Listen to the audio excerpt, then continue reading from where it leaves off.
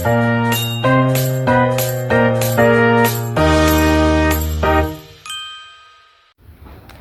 semuanya, di video ini aku akan membahas kognisi sosial dan skema secara singkat namun tetap jelas. Yuk, langsung masuk ke materinya.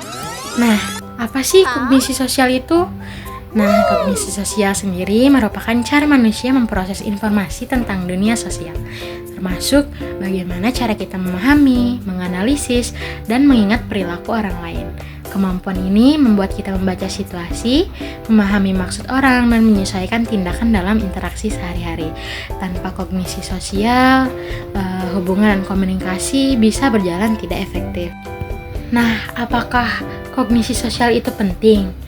Nah, kognisi sosial itu penting teman-teman, karena setiap hari kita ini menghadapi ekspresi, sikap, dan situasi yang perlu ditafsirkan cepat.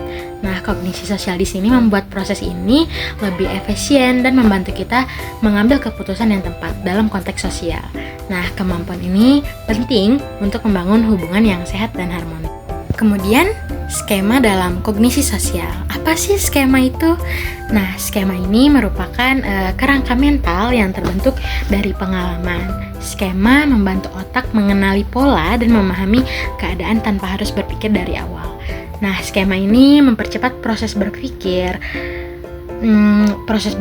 dan menentukan apa yang kita anggap penting dalam situasi sosial. Tapi skema juga bisa menimbulkan bias karena informasi baru sering disesuaikan dengan pandangan lama yang mungkin tidak akurat. Selanjutnya ada efek preference dan self-fulfilling prophecy, yang dimana preference effect sendiri ini terjadi saat seseorang tetap mempertahankan keyakinan lama meski ada bukti yang berlawanan. Nah, self-fulfilling prophecy muncul ketika ekspektasi kita membuat orang lain akhirnya berperilaku sesuai dengan harapan tersebut. Kedua efek ini menunjukkan bahwa cara kita berpikir bisa membentuk cara kita memperlakukan orang lain dan hasil akhir. Yang selanjutnya ada skema dan budaya.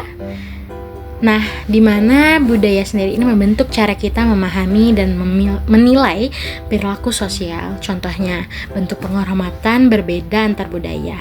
Ada yang membungkuk, ada yang berjabat tangan, ada yang cukup menundukkan kepalanya.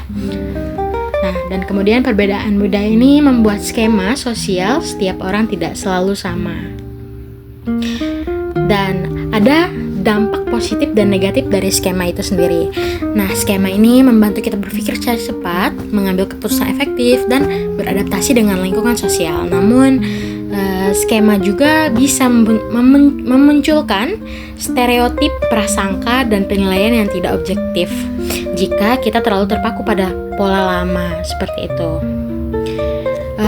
Sekian yang dapat saya sampaikan. Itu dia ringkasan kognisi sosial dan skema dalam waktu singkat.